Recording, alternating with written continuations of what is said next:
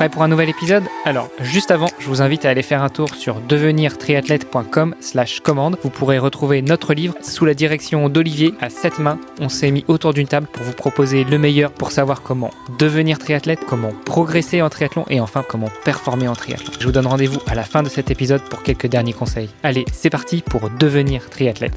Salut les sportifs, c'est Armano et vous êtes dans un nouvel épisode du podcast Devenir triathlète. À mes côtés pour co-animer cet épisode, bien comme d'habitude, Olivier de Scooter, le fondateur de la marque Oana. Salut Olivier. Salut Armano. Et notre invité pour cette semaine, un autre triathlète professionnel, à savoir Arthur Orso. Salut Arthur. Salut Armano, salut Olivier. Arthur, c'était un plaisir de te recevoir, surtout que je t'ai mené la vie dure. On a décalé quelques fois l'enregistrement de ce podcast, donc merci encore pour ta disponibilité et pour avoir trouvé un petit peu de temps dans ton agenda de triathlète professionnel. C'est un des sujets sur lequel on reviendra justement sur comment est-ce que tu arrives à jongler entre vie perso et vie pro. Mais déjà, la tradition de ce podcast, c'est pour le premier épisode de la semaine de donner la parole à notre invité. Donc Arthur, dis-nous tout. Qui es-tu ? Quel âge as-tu ? Que fais-tu dans la vie ? On imagine que tu swim, bike et run, mais on veut tout savoir. Eh bien alors moi je suis Arthur Orso, j'ai 28 ans, j'ai du mal à m'y faire, tiens.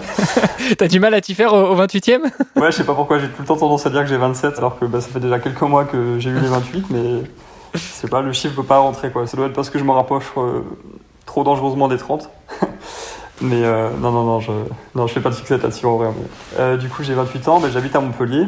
Je suis originaire de Royan, là sur la Charente-Maritime. Et en fait je suis parti à Montpellier quand j'avais 19 ans pour mes études. J'ai fait le parcours disons de sportif assez classique qui veut faire des études supérieures. J'ai fait ma licence STAPS, puis je suis parti un an faire un master sur plus ou moins de la recherche en fait. Et après j'ai décidé d'arrêter là parce que j'ai vu que ce serait vraiment trop compliqué de vouloir vraiment concilier sport de haut niveau et études. En tout cas pour moi à ce moment de ma vie ça a été un choix que j'ai fait.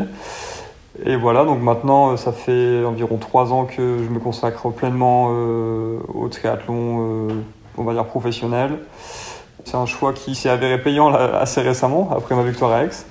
Et donc vraiment satisfait de tout ça, voilà. Bon alors tu as été un peu vite, tu parles déjà de la victoire alors qu'on voulait revenir un petit peu sur ta vie de triathlète. Alors déjà peut-être pour planter le décor, tu nous dis que tu as arrêté tes études après avoir commencé en master. Déjà dans quelle spécialité tu étais et puis est-ce que tu as l'occasion d'exercer dans le domaine dans lequel tu as étudié ? Ouais, alors en fait oui, c'est vrai que j'ai été un peu vite. J'ai fait un master en entraînement sportif, du coup au STAPS de Montpellier, qui m'a donné le diplôme de préparateur physique et d'entraîneur en triathlon. Parce qu'on est à Montpellier, il y a la spécialité triathlon, c'est la seule fac de France qui propose ça. Oui, je m'en suis servi parce que par le passé, j'ai bossé avec mon ancien coach qui avait monté la plateforme Goutaille. J'ai bossé pour lui, j'avais jusqu'à une vingtaine d'athlètes à gérer par semaine via la plateforme. Et maintenant, aujourd'hui, j'ai juste gardé une athlète que j'entraîne à vélo parce que je voulais vraiment me consacrer pleinement au triathlon et essayer de m'éparpiller le moins possible. Mais c'est quelque chose que je garde dans un coin de ma tête pour l'après-carrière, ça c'est sûr. Parce que j'ai pas non plus pris le temps de chercher à développer vraiment cette activité. On voit pas mal de monde qui le fait et il y a de la demande, ça c'est certain. Enfin, je reçois encore quelques messages pour me demander si j'entraîne ou si je connais du monde. J'ai mon colocataire Bertrand Billard là, qui vient de prendre sa retraite et qui se lance pleinement là-dedans, donc je vais avoir un bel aperçu de ce que ça peut donner, quoi. Et du coup, on a quand même une question. Est-ce que tu te coaches toi-même ou est-ce que tu as un autre coach ? Alors non, je me coach pas moi-même. C'est un choix que j'ai fait. En fait, à Montpellier, il y a un petit groupe d'entraînement qui est surtout orienté vraiment courte distance avec pas mal d'athlètes de D1. Donc c'est le Altri Squad. Dedans, on y retrouve des gars qui font des bons résultats en D1. Il y a Jérémy Quindos qui est au club de Poissy, Quentin Barraud au club des Sables. C'est des gars qui font top 15, top 20 en D1 régulièrement. Donc c'est quand même par rapport à ce que je peux préparer moi, des petites fusées quand même. L'avantage que j'ai, c'est que dans l'eau, je suis pas ménagé. Si c'est pas vraiment mon point fort, au moins je sais qu'à l'entraînement, eux, ils ont leurs objectifs de cours à préparer, donc ça avance bien. Et en fait, c'est top d'avoir un groupe, vraiment d'avoir un groupe d'entraînement où les gars sont dédiés à ça. C'est que tous les jours, il y a un rendez-vous le matin à 7h, 7h30 dans l'eau, fin de matinée sur le vélo, fin d'après-midi en course à pied, en tout cas sur les journées où tout le monde triple, où ça s'entraîne assez dur. En fait, il y a une routine vraiment avec ce groupe, c'est mardi, jeudi, samedi. Il y a les 2-3 entraînements avec les séances d'intensité spécifiques, donc même si moi je fais pas la même chose, forcément parce que je prépare du long, d'avoir le groupe en tout cas pour partir, ça facilite la vie vraiment quoi. C'est génial et surtout ça te permet de... Enfin tu sais que c'est là quoi, c'est dans l'agenda et tu le fais sauter beaucoup plus difficilement quoi. C'est ça. Alors que c'est vrai que quand tu as tes séances tout seul, tu te dis bon bah en fait que je parte maintenant dans 1 heure ou dans 3 heures, à la limite ça revient au même et puis au final il est 23 heures, tu te dis ah bah merde j'ai pas fait ma séance quoi. Ouais, c'est vrai que ça peut être ça. Bon, on a tous tendance un petit peu à procrastiner quand c'est comme ça. Ou alors à regarder la météo. Putain, non, ils annoncent une averse dans 30 minutes. Bon, je partirai en début d'après-midi, c'est pas grave. Que là, bon, il y a le rendez-vous, tout le monde se motive. C'est sûr que ça crée une belle émulation en tout cas. Après, la différence, c'est que nous, on est des sportifs amateurs. Toi, c'est ton métier. Donc, je pense que ça motive aussi un peu plus à sortir, non? Ouais, mais non, c'est sûr. Bah, de manière générale, si c'est écrit sur la planif, il n'y a pas d'entorse, quoi. Faut la faire. Donc, on trouve une solution. Mais c'est sûr que d'avoir le groupe, le coach, la planif, bon, en fait, moi, j'ai essayé de tout concilier pour rendre mon quotidien le plus facile possible, entre guillemets, quoi. Et ça représente combien Allez, sur ta semaine, c'est quoi le pourcentage, on va dire, d'entraînement que tu fais seul versus en groupe? Alors sur ma semaine, mais déjà, il y a 0 entraînement seul en natation. Donc moi, en général, je nage 5 fois, du lundi au vendredi, environ 1h30 par séance. Donc là, il y a toujours du monde, il y a le coach, le groupe. Sur la partie vélo, je pense que c'est du 50-50 entre ce que je fais avec le groupe et ce que je fais tout seul. Ou alors, même Montpellier, c'est vraiment un bon spot, je pense, en France pour ça. C'est qu'il y a pas mal d'athlètes aussi isolés. Je vois, j'ai Pierre Lecor qui habite, je sais pas, à 200 mètres de chez moi. Et lui qui est entraîné par Brett Sutton, donc c'est pareil, qui a sa planif vraiment à lui, où c'est vraiment très, très spécifique et pas mal différent de ce que d'autres athlètes peuvent faire. Mais on arrive à se retrouver quand même pas mal. Donc au final, moitié du temps seul à vélo, moitié du temps accompagné, donc c'est sûr que ça facilite beaucoup, beaucoup les choses. Et en course à pied, à part sur les séances vraiment très spécifiques où je vais devoir m'enquiller 30 bornes parce que je veux préparer un Ironman, où là je suis sûr de ne pas avoir beaucoup de copains. Mais sinon, non, il y a toujours un peu de monde. De toute façon, de manière globale, moi dans le groupe où je suis, il y a une planif commune pour tous les athlètes. Et après, c'est en fonction des objectifs de chacun que ça diverge, quoi. Allez, grosso modo, je vais dire, ça va être 60% du temps en groupe et 40% tout seul, de manière globale, répartie sur l'année en tout cas. Bon, en tout cas, ça a l'air d'être un beau spot pour ça, Montpellier, comme tu dis. Bon, déjà, il est connu en dehors du Krebs de Boulouris aussi, qui est pas mal connu en France.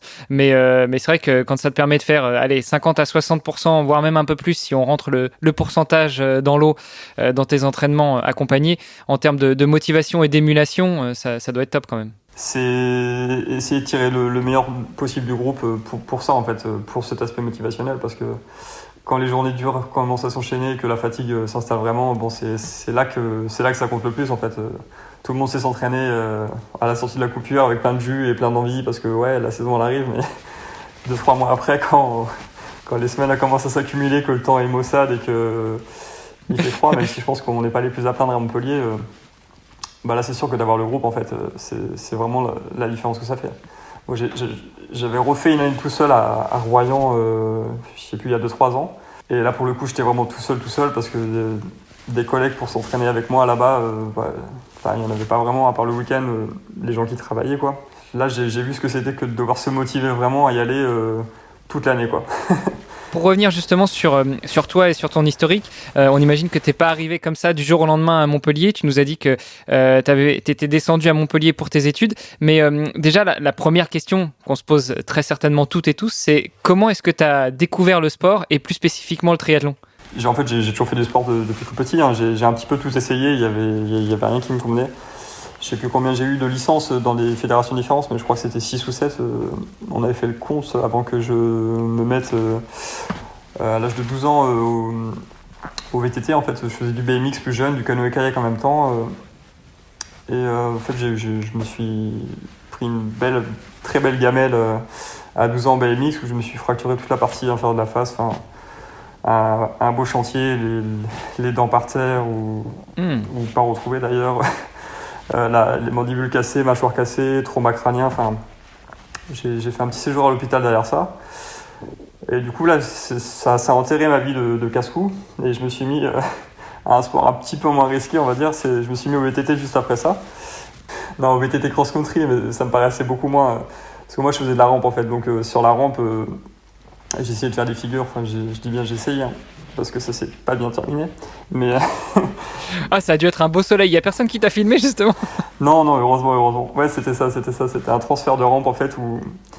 Je me souviens, je suis passé d'une rampe arrondie à une rampe plate, et il y avait, je sais pas, genre 2-3 mètres entre les deux à passer. Enfin, c'était pas non plus foufou, mais quand on a 12 ans et qu'on fait 1m50, ça paraît haut. Enfin, dans mon souvenir, en tout cas. Et là, j'avais dû éviter quelqu'un au dernier moment. Du coup, j'ai pris la rampe de travers et j'avais rien pour me réceptionner. Et donc, je suis tombé comme j'ai pu, quoi. Mais pas de bol, ça a été le menton qui a touché le bitume en premier. Et du coup, ouais, j'ai eu un bon 6 mois de convalescence après ça, avant de même pouvoir reparler, je crois. Et je sais pas, il y avait une rando VTT organisée dans le village d'à côté de chez moi, et j'en parle rapidement avec mon père, et on se dit qu'on va la faire, quoi. Attends, et ton père, à ce moment-là, il te dit pas non, mais toi, tu vas aller jouer au golf, quoi. Non, même pas, c'est vrai. C'est vrai qu'il m'a plutôt même encouragé à le faire, parce qu'en fait, il était de ce coin-là, il a grandi vers là-bas, et il me disait, attends, je crois qu'il y a une forêt, il y a des petits single tracks, c'est super, bon, on l'a fait ensemble. À la base, je voulais le faire tout seul, ce truc, je voulais le faire avec mon cousin, même tout seul, mais bon, il m'accompagne, on le fait tous les deux, et je me souviens, c'était un départ assez tôt, un dimanche matin, là, et comme toutes les randos VTT, souvent, et on se fait 30 bornes. Moi, j'avais plus de conditions physiques, j'étais pas monté sur un vélo depuis 6 mois, et puis c'était du BMX, c'était pas non plus ça. 30 bornes dans les marais avec du vent, limite froid en plein été. Enfin, je me souviens, j'ai un souvenir du début vraiment horrible. Et là, j'étais prêt à rentrer parce que j'en pouvais plus. Et le parcours change soudainement pour aller justement dans la partie technique, les petits single track. Et bon, on se regarde avec mon père, on se dit qu'il avait un vague souvenir que par la forêt c'était plus rapide pour rentrer, donc moi je le suis, quoi, alors que c'était même pas le cas, hein, mais au final je me retrouve à faire ça en plus. Et en fait c'est là que je tombe amoureux du truc, c'est que c'était comme on a tous pu faire un VTT dans les tout petits single track, des passages rapides un peu techniques, en fait je tombe vraiment amoureux du VTT à ce moment là, quoi. Et je me suis rajouté je sais plus 20 bornes de plus de VTT finalement pour finir la journée à 50 bornes. À 12 ans, j'étais rentré complètement rincé, j'avais dormi tout le dimanche après. Et puis au final, 2 semaines après, on prenait la licence dans le club, et puis j'ai fait 4-5 ans comme ça, à faire que du VTT. Et un beau jour, un des jeunes du club dans lequel j'étais me parle d'un raid d'aventure, je sais plus, qui était organisé vers Bordeaux, où il fallait faire du canoë-kayak, de la course à pied et du VTT. Donc là, je me souviens, j'étais en seconde à cette époque, donc je me suis mis à courir, juste comme ça, pour préparer le truc, parce que j'avais déjà fait du canoë-kayak, je faisais ça en même temps que je faisais le BMX, mais j'avais du coup tout arrêté. Et du coup, je me mets à me préparer, je me souviens, je cherche des plans d'entraînement sur internet, parce que je voulais me préparer correctement. Je tombe sur un site qui proposait de mettre un plan d'entraînement couplé avec de la musique, je sais plus comment ça s'appelait, mais je me souviens d'avoir vu ça dans mes lecteurs MP3, parce qu'à l'époque c'était des lecteurs MP3. À l'époque des iPods. Ouais, c'est ça, au tout début. Et donc je suivais ma planif, là j'y allais 3-4 fois par semaine, comme un débile à courir sur le goudron, alors que j'avais fait que des sports portés jusque là.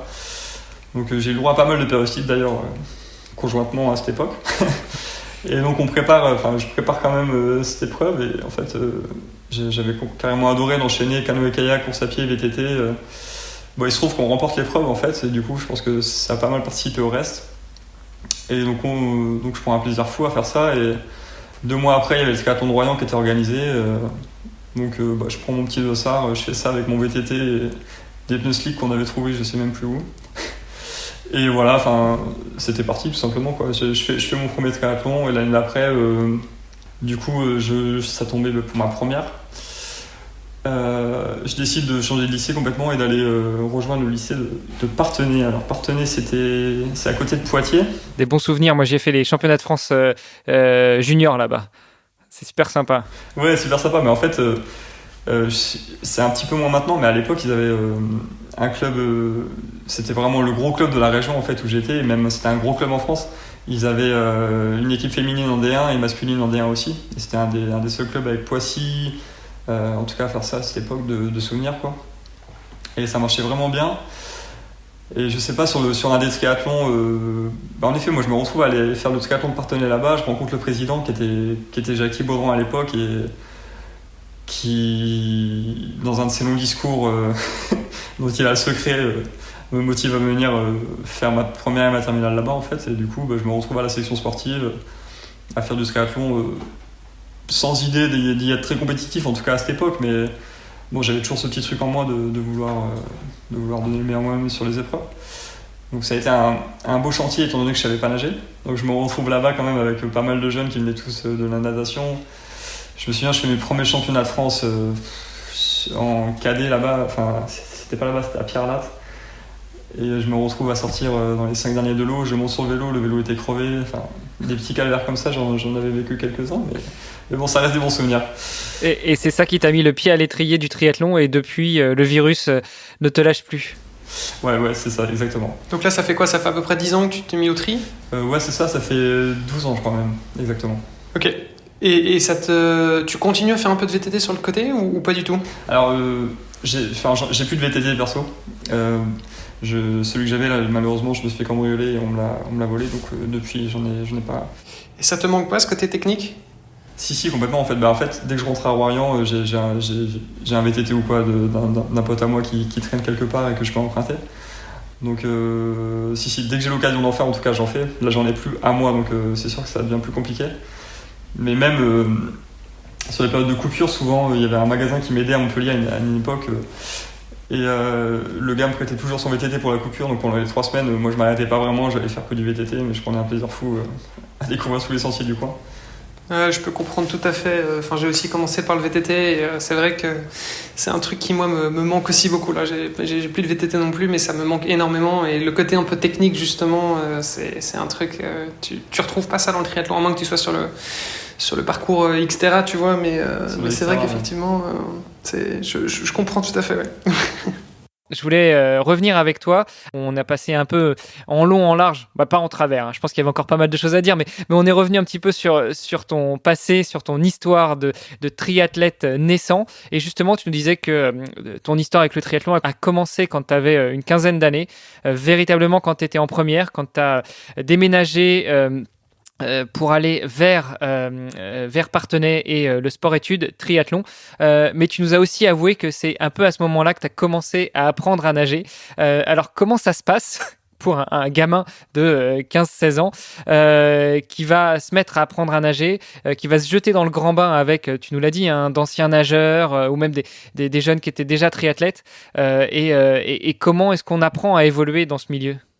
Comme tous les enfants, je savais nager. Enfin, je savais nager. J'habitais sur la côte. Je pensais que j'avais fait un beau crawl, tout ça, quoi.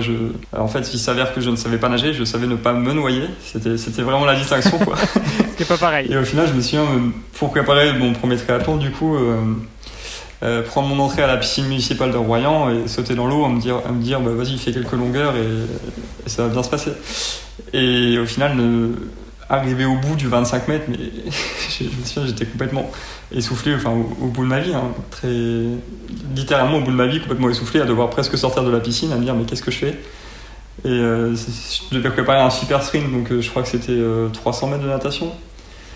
Et j'ai mis j'avais quoi, j'ai mis un mois pour réussir à boucler les 300 mètres à l'entraînement en continu en fait, de manière parce que j'ai fait ça tout seul, sans prendre de cours, sans rien du tout. Et du coup, voilà, je fais mon super sprint avec un mélange de brasse, de crawl et de peut-être 2-3 autres nages non identifiés. Et de nage petit chien, comme on dit. Voilà, ça devait ressembler vraiment à ça, quoi. Et du coup, j'arrive à Parthenay du coup, pour la rentrée qui suit. Et en nageant à peu près n'importe comment, j'allais dire correctement, mais non, à peu près n'importe comment.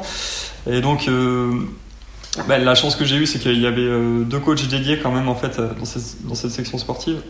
On avait 3 créneaux de natation par semaine, ce qui n'est pas non plus énorme, mais pour débuter en tout cas c'était déjà pas si mal, grossièrement 1 jour sur 2. Ouais, parce que je t'imagine mal débuter et avoir 6 séances par semaine. Je pense qu'au bout de la 2e semaine, tu plies tes valises et tu rentres à Royan, non? Ouais, c'est vrai, ça aurait pu ressembler à ça, c'est vrai. En fait, le truc de cette section sportive, c'est qu'il y avait quand même quelques débutants aussi, comme moi en natation en tout cas. Et à côté de ça, il y avait pas mal de triathlètes confirmés. Je me souviens que les minimes de cette époque, ils étaient champions de France par équipe sur les trois championnats en aquathlon, en duathlon et en tri. Ça met un peu la pression quand même, non? Et ouais, c'est ça. Ouais, moi, ils étaient encore au collège. Je me souviens, moi, j'étais au lycée. T'as des gamins qui te regardent déjà avec 2 têtes de plus et puis ils disent alors, toi, tu sais pas nager? C'est ça, exactement. À cette époque, ouais, voilà, à cette époque, ça fait une différence. Il y a vraiment une différence lycée-collège.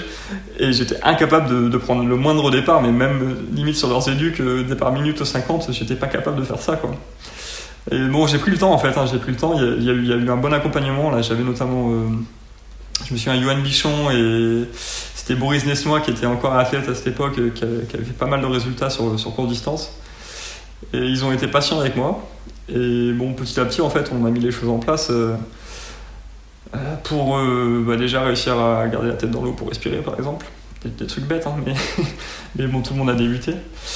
Et puis ouais, moi je voulais rien lâcher, vraiment rien lâcher, donc je sais pas trop combien de temps ça a pris, mais grossièrement, au bout d'un an, je me souviens, j'ai un souvenir de séance où j'arrive au 100 mètres, je touche et le coach me dit 1,30 et là tu jubiles. Ouais, voilà, je jubile un petit peu, quoi. Parce que c'est la première fois qu'il y avait une 30 au 100 sur une série, en gros, quoi. Ce qui est pas mal, c'est que ce podcast s'appelle Devenir triathlète et du coup, tu donnes plein de tuyaux, pas forcément aux jeunes, mais de manière générale à ceux qui nous écoutent et qui se poseraient encore la question comment devenir triathlète. En gros, tu leur dis déjà ne pas lâcher. Et puis, je pense que le premier objectif, c'est d'apprendre à nager correctement. Et la deuxième, ça va être ne pas lâcher, justement. Ouais, c'est ça, complètement. Complètement, dans tous les cas, c'est souvent l'embêtement de pas mal de triathlètes qui veulent, pour le coup, comme tu dis, devenir triathlète. Enfin, beaucoup de monde fait du vélo ou court de manière récréative et du coup ça se passe très bien, mais nager, ça s'apprend, quoi. C'est clair et c'est important de l'entendre aussi de la bouche de mecs comme toi qui sont partis effectivement de très loin et qui aujourd'hui performent au niveau pro, quoi. Donc moi j'étais aussi un petit peu comme toi, hein. J'ai commencé le triathlon il y a quelques années. Pareil, mes premières séances de natation, le coach m'a dit de mettre des palmes pour pouvoir suivre les autres, quoi, tu vois. Donc j'étais comme toi, je faisais une longueur, j'étais essoufflé, j'en pouvais plus. J'ai cru que j'allais jamais y arriver. Et tu vois, le fait de dire en fait non, je suis pas le seul, il y a d'autres mecs qui sont comme ça et c'est pas parce que tu pars de très loin que t'es pas capable de performer par la suite. Donc non, c'est vachement important en fait d'entendre des témoignages comme le tien, quoi. Ouais, mais je pense qu'il y a pas mal de monde qui peut se retrouver là-dedans, c'est sûr. Enfin, moi, la chance que j'ai eue, c'est quand même d'avoir eu un bon accompagnement dès le début. Et ça, c'est quelque chose qu'il faut pas négliger, je pense, quand on essaie d'apprendre. En tout cas, c'est au moins d'avoir les bases, quoi. Parce qu'on va vite s'enfermer sinon sur une technique qui est pas bonne ou enfin pas optimale en tout cas et qui fait que on gagne du temps au début pour en perdre beaucoup par la suite, en fait. Et donc grossièrement se rapprocher de quelqu'un qui est en mesure de bien enseigner la natation, en tout cas sur les 2-3 premiers mois, c'est vraiment la première chose à faire, en tout cas si on veut boucler un triathlon à la fin d'une saison, par exemple, quoi. Alors justement, toi, dans ton histoire, la première chose que tu as fait, ça a été de faire un premier triathlon, puis un deuxième, de rejoindre ce sport-études. Tu nous as dit, tu as pris un peu de temps, tu as pris peut-être une année pour vraiment bien maîtriser l'élément aquatique. En parallèle, est-ce que dans ce sport-études appartenait, vous aviez aussi beaucoup de séances de natation et de course à pied? Moi, je sais que, alors je sais pas si notre histoire se rapproche un peu, mais déjà je suis un peu plus vieux que toi, mais c'est vrai que j'ai découvert le triathlon à 16 ans et à 17, j'ai demandé à mes parents pour aller justement rejoindre le sport-études de Parthenay. Malheureusement, eux m'ont dit non, mais sinon, j'aurais pu faire partie des alumni et peut-être t'entraîner aussi. Bon, malheureusement, c'était pas le cas. Bref, moi, j'avais bien aimé justement cet aspect sport-études et donc cette alternance entre études et sport. Comment est-ce que tu trouvais la balance? Est-ce que tu étais accompagné par ça, par la structure du collège, du lycée plutôt, ou est-ce que c'était à toi de te débrouiller un petit peu? Alors en fait, moi, déjà, vu que j'habite, mes parents étaient toujours du côté de Royan pendant que j'étais là-bas, donc j'étais pensionnaire complet, j'étais à l'internat, donc c'était des règles assez strictes, en tout cas au niveau des horaires. Il y avait vraiment des groupes d'études à respecter tous les soirs après les cours, il y avait 1 heure d'études obligatoire. Et en général, ils remettaient 1 heure d'études obligatoire, je sais plus, je crois que c'était après le repas. Et nous, du coup, on avait quand même des aménagements un peu spéciaux, mais c'était assez limité. Ça restait vraiment plus études sport que sport-études, en fait. J'étais dans une classe où j'étais quasiment un des seuls sportifs. C'était pas un sport études à proprement parler comme on peut avoir au CREPS, où les athlètes qui y sont dans des classes vraiment aménagées avec que des étudiants du CREPS, ont certains cours qui sautent entre guillemets pour avoir du rattrapage avec le CNED, où ils passent du coup 2 fois moins de temps parce qu'ils ont un prof dédié à ça. Donc là-bas, non, c'était vraiment une classe normale en fait, avec juste 2-3 aménagements d'emploi du temps faits pour que nous, ce soit plus simple d'aller aux entraînements. Mais de mon souvenir, moi, je me souviens en tout cas à cette époque, c'est que je trouvais que c'était quand même vraiment light. En gros, on avait un entraînement par jour et les études. Alors que dans un sport études, ils ont au moins du bi-quotidien. Et de mémoire, c'était une séance de course à pied le lundi soir, le mardi soir on nageait. Le mercredi, on faisait du bi-quotidien le mercredi, on nageait, puis on avait vélo le mercredi après-midi. Ouais, parce que le mercredi, c'est la journée des enfants en France. Il n'y a pas cours le mercredi, ou au moins le mercredi après-midi. Voilà, c'est ça. On avait cours le mercredi matin. Je me souviens que ça sonnait à 12h05, je crois. Il fallait qu'on soit à 12h15 dans l'eau. La piscine était à 800 mètres. C'était la course toujours pour être à l'heure dans l'eau. Mais vu qu'il n'y avait qu'une heure de créneau, moi, je voulais pas louper une minute. Donc, je faisais tout. Enfin, je préparais mon sac. Je me souviens juste avant la sonnerie. J'étais le premier à être parti, quoi. Et de nouveau un entraînement de course à pied le jeudi. Et le vendredi, entre midi et 2, on nageait. Et voilà. Du coup, souvent le week-end, je me mettais de bons entraînements parce que je jugeais que c'était trop léger. Oui, le samedi, je nageais 2 fois. J'avais la possibilité de nager 2 fois à Royan parce que en même temps, je passais le BNSSA. Donc, il y avait un entraînement obligatoire le samedi soir. Et je pouvais nager avec le club de triathlon de Royan parce que mon père était du coup licencié là-bas. Il s'était mis au tri en même temps que moi. Donc, bon, je me débrouillais pour me rajouter 2 séances de natation le samedi. Ce qui n'était pas une bonne idée, hein, avec du recul, mais, mais bon, je voulais à tout prix progresser le plus rapidement possible. Mais bon, ça a pris plus de temps que ce que j'espérais en tout cas. Ouais, ça a payé, ouais, ce que j'allais dire. C'était peut-être pas une bonne idée à première vue, mais finalement, ça a dû t'aider quand même d'un point de vue technique et puis d'un point de vue acceptation de la charge, non ? Peut-être au niveau de la charge plus que de la technique, parce que je me retrouvais à renager le samedi soir, mais j'avais pas la caisse du tout pour supporter ça en fait, je me souviens. Et je me faisais vivre des petits enfers à vrai dire, mais bon, j'étais dans l'eau. Et c'est vrai que dans tous les cas, du temps passé dans l'eau, à partir du moment où la base technique est correcte, je pense que c'est toujours du temps. Oui, c'est ça, c'est pas comme c'est pas comme en course à pied, quoi, tu vois, où tu auras un côté un peu traumatisant, où tu risques la blessure, bon, a priori en natation, à moins de vraiment trop. Enfin, faut y aller, quoi, pour te blesser en natation. Ouais, c'est vrai. Non, ouais, c'est vrai que quand tu vois que les meilleurs nageurs à 12 ans, 12-13 ans, ils commencent déjà à faire du but quotidien. Moi, je me souviens d'un stage à Font-Romeu que j'avais organisé avec un copain en 2008, donc ça remonte déjà. Et il y avait l'équipe de France junior qui était en stage en même temps que nous. Les mecs nageaient 20 km par jour. On a de la marge. Hein. Bon, c'était l'équipe de France natation, mais... Moi qui suis content de moi quand je fais 3 km.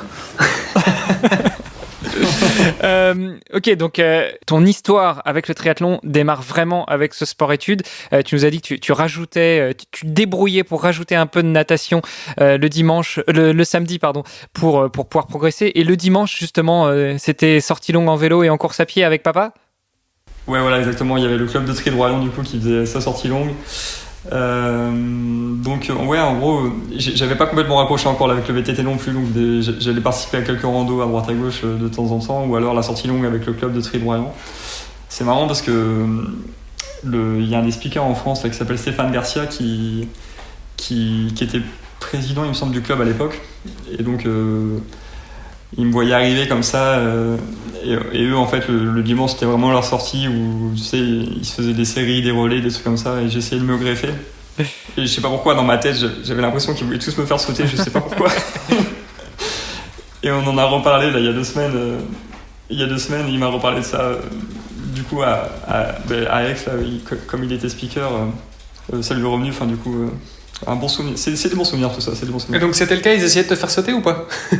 Moi je pense que oui, mais personne ne voudra jamais l'avouer. Non mais parce que c'est vrai qu'il y a un truc, et je crois que c'est vraiment un truc qui est propre aux cyclistes, quoi. Il y a un espèce de, tu sais, je sais pas, le cycliste il a un petit ego comme ça, où quand t'as un petit nouveau qui débarque dans la bande ou quoi, ou alors si toi t'es le petit nouveau, il faut que tu fasses tes preuves entre guillemets, quoi, tu vois. Enfin, je sais pas si vous me rejoignez, mais... Et puis un petit cadet qui arrive comme ça, sorti nulle part, ça ne veut pas leur plaire non plus, je pense. Ouais. Va falloir lui apprendre comment ça marche chez nous. On est d'accord. Même si c'est toujours dans la bienveillance, hein, mais c'est vrai qu'il y a toujours ce petit côté de tiens, vas-y, c'est qui va arriver en haut de la côte, tu vois. Oui, c'est ça, exactement. Ouais. Non, c'était carrément dans la bienveillance, mais j'avais le sentiment, enfin, mon sentiment c'était vraiment qu'à chaque fois, je prenais mon relais et celui qui passait derrière moi, il allait appuyer encore vraiment plus que le relais qui était censé être pris, quoi. Mais bon, j'étais peut-être tout simplement rincé. Hein. Bah, faut croire encore une fois que ça t'a réussi. Ouais, faut croire, faut croire. Après, je pense qu'il y a pas de secret. Faut aller se frotter au meilleur et voilà, c'est comme ça que tu progresses. Quand tu sors de ta zone de confort, tu te prends quelques baffes au début, c'est clair, mais c'est comme ça que tu t'améliores, quoi. Ah ouais, carrément.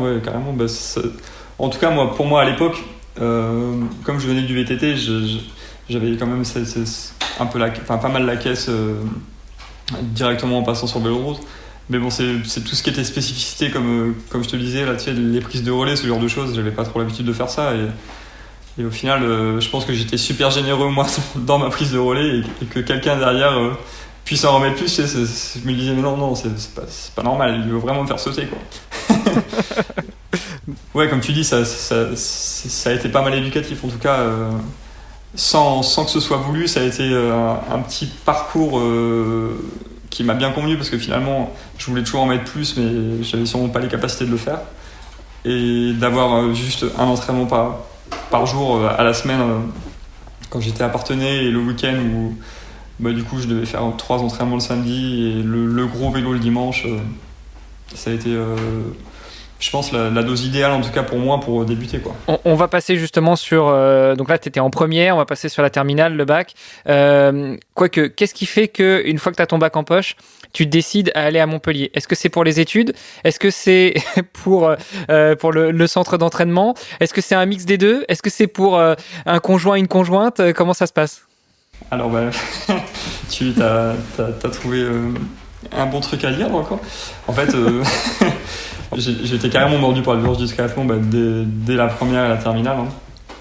Mais je faisais aucun résultat parce que chez les jeunes c'est que du sprint en drafting et en nageant comme je nageais j'avais vraiment pas la possibilité de poser bien le vélo et pouvoir m'exprimer en course à pied, quoi.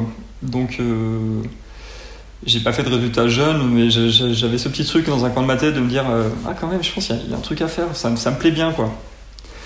Donc ce que j'ai fait, c'est que j'hésitais vraiment entre faire des études vraiment poussées.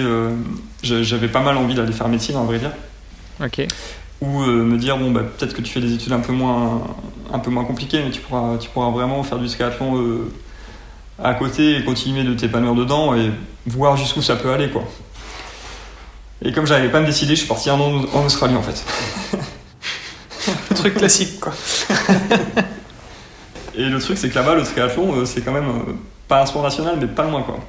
En Australie, t'as le rugby et puis t'as le triathlon. Ouais, c'est ça. Et en fait, j'ai rencontré des gens vraiment super et qui m'ont encore plus donné envie de me lancer à fond là-dedans. Et donc, je suis pas allé pour rien non plus, hein. J'ai un peu travaillé, je m'étais payé des cours d'anglais pour essayer de revenir bilingue, quoi. Et que ce soit un plus pour moi pour mes études par la suite. Et du coup, j'ai atterri à Sydney au début, j'ai fait 2-3 mois là-bas, puis j'ai voulu aller voir un petit peu ailleurs comment ça se passait pour pas rester qu'à Sydney, d'autant qu'il y a beaucoup de Français à Sydney, je me retrouvais tous les jours à parler la moitié de la journée en français. Ça a dû quand même aussi impacter un petit peu ton statut de triathlète quand on foule des terres qui vont devenir ou qui ont été des terres de triathlon. Ouais, non, complètement. D'autant qu'il y avait la WTS à l'époque à Sydney qui était là-dessus sur le parcours des JO. Et quand j'étais à Sydney, il y a eu le triathlon, j'ai pas pu vraiment voir parce qu'il fallait des accès et tout, mais j'ai vu ça de loin en tout cas. Et les Français, c'était Davidos à l'époque et Laurent Vidal qui marchaient super fort. J'étais carrément fan de Laurent Vidal d'ailleurs. Je le trouvais vachement inspirant, ce gars, sur son approche et son éthique. Et même ses résultats, il se donnait les moyens de performer et c'est ce qu'il a fait, quoi. Et du coup, en fait, la mentalité là-bas est pas mal différente de celle en France. Tout le monde, en tout cas les personnes que je côtoyais, tout le monde faisait du sport avant le boulot, tu sais. C'est un rythme qui est différent, le soleil est levé super tôt. Et du coup, avant le boulot, il y avait tout le temps des swim-off. Enfin, en mer, ça nageait en mer, ou alors ça nageait à la piscine de Yantorp. Là, je me souviens, c'était l'ITAC, le Yantorp Aquatic Center, un grand bassin de 50 magnifique. Donc je m'étais greffé un petit groupe d'entraînement comme ça. Et je sais pas, enfin, le gars, en l'espace de 2-3 mois, j'avais jamais nagé autant de ma vie en fait. Il m'avait fait progresser de dingue. Et du coup, je prenais un plaisir fou à nager en fait. Et je pense que ça a pas mal participé au fait que j'ai persévéré comme ça par la suite, parce que il m'a, en tout cas, dans son discours, il était persuadé que j'avais des capacités pour réussir. Il me voyait rouler, il voyait que ça marchait bien en course à pied. J'allais faire les séances avec le groupe, je faisais tout. Enfin, je savais même pas ce que je faisais, à vrai dire. Au début, Est-ce que là, tu avais l'impression que la seule chose qu'il cherchait, c'était à te faire péter, ou plus du tout? Non, là pour le coup, plus du tout. Mais c'était. Étant donné que je comprenais pas tout au début, je me souviens, je suivais des fois, je comprenais pas l'entraînement. Il y a des trucs assez tirés par les cheveux quand même. Et puis je lâchais rien, je sais pas, enfin on discutait pas mal et moi j'étais vraiment pas sûr que par la suite j'allais tenter d'être triathlète pro, quoi. Mais ce premier contact, en tout cas, il m'a un petit peu aussi donné l'envie de persévérer et de me dire ouais, il y a quand même sûrement quelque chose à faire. Sans parler de capacité physique ou quoi, mais en tout cas j'y prends beaucoup de plaisir, donc autant persévérer, quoi. Ok, et du coup c'est de là que tu t'es dit bon bah voilà, une année de césure en Australie, maintenant je sais ce que je veux faire, je veux faire des études dans le sport et mixer tout ça avec le triathlon. Ouais, voilà, c'est ça, exactement. Là au moins j'étais sûr que ce serait pas le mauvais choix, en tout cas ce serait un choix que j'assume et que je prends pleinement et que je vais essayer d'embrasser, quoi. Faut croire que l'Australie est révélateur de talent, souvent. C'est un peu un classique de je sais pas quoi faire, je vais en Australie et puis je trouve ma voie. Donc tu nous l'as dit, tu reviens après une année de césure en Australie en France, tu choisis Montpellier pour t'installer, pour mener de front études et commencer une vie de triathlète professionnel. Alors justement, comment est-ce que tu décides? Est-ce que c'est plutôt la vie de triathlète professionnel qui vient à toi, ou c'est toi qui te dis tiens, je vais me lancer aussi à fond là-dedans et puis on va voir ce que ça donne? Alors en fait, j'ai choisi Montpellier parce que je savais que c'était un des vrais gros spots pour faire du triathlon en France. J'avais pas trop idée de comment ça allait se dérouler une fois là-bas, mais en tout cas, moi j'étais déjà venu 2-3 fois plus jeune dans la ville et j'avais vraiment adoré, donc j'étais vraiment confiant sur mon choix que Montpellier ce serait la ville pour se faire ça, quoi. C'est vrai que tu l'as bien vendu là pour l'instant. Je sais pas si l'Australie ou Montpellier, mais moi ça me donne envie de voyager. Je pense qu'on va contacter les offices de tourisme de Sydney et de Montpellier, puis on va leur demander un petit sponsoring. Pas de problème, je suis preneur. Non, ouais, du coup, j'ai eu pas mal de chance aussi, je pense. Il y avait le club de la ville, du coup, le Montpellier Triathlon, là, le MAT, où ils venaient juste de monter une équipe de Détroit l'année d'avant et ils étaient montés en D2 pour l'année où je suis arrivé. Du coup, il y avait vraiment un groupe de performance qui se montait dans ce club-là, où on s'est retrouvés avec pas mal de collègues à moi qui font toujours du triathlon. Je me souviens Antoine Muller, qui est un de mes super potes, que j'ai rencontré du coup ici, qui faisait comme moi, qui était vraiment de la même année, mais du coup en deuxième année de STAPS, comme il n'avait pas pris la petite année. Qui serait pas par hasard le frère de Mathieu Muller qu'on a déjà reçu sur ce podcast? Voilà, exactement. C'est un des trois de la fratrie. Du coup, c'est le plus grand, Antoine. Il y avait un autre jeune, Thomas Défense, qui était vraiment super doué, qui lui avait fait des podiums nationaux chez les jeunes, du coup qui était aussi avec nous dans ce groupe-là. Et puis un coach en fait qui était super dédié, qui entraîne toujours ce petit groupe élite à Montpellier, du Montpellier Triathlon. C'était Romain Bresson qui a monté ça. Et du coup, en fait, j'ai eu la chance d'arriver là-dedans directement et de me retrouver avec une possibilité de m'entraîner vraiment, vraiment top. On avait, à l'époque, c'était juste 4 à 5 entraînements en natation d'1h30. C'était quasiment tous les matins avant les cours. Donc, même si au début, ça m'a fait bizarre de me lever avant 6h pour aller nager, c'était quand même vraiment le top parce qu'on avait la possibilité d'organiser toute notre journée derrière. Et du coup, en fait, année après année, dans ce petit groupe, j'ai fait qu'évoluer en préparant au début vraiment que de la courte distance. Donc il y a eu 2 années en D2. Puis Puis après, on est monté en première division. Donc moi, j'ai refait 2 années en première division avant de basculer vers le long.